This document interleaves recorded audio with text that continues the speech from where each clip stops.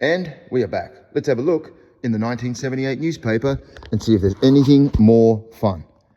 Right, alcohol. Can you guys see that? Yeah. $5.99 for a bottle of gin. Woo-wee! $5.99. That's crazy. Oh, homes. Look at this. $40,000 for a house in Busselton. 2 bedrooms. Oh, it's asbestos. Okay. What about this one? Stair housing home in pleasant position. $27,000. Could you imagine $27,000 for a house? Jesus. Man. All right, what else is there? Look at these two. Marks and Spencer's. Look at those 2 hot chicks. Look at those haircuts. Jesus. Whew. Oh, look. New Zealand. $946 for 15 days. I wonder how much it is today. I don't know. I hate travel. Do you know what? The power tools.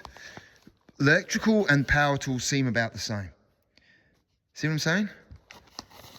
A ladder. $22 for a ladder. That's about right. The gym equipment.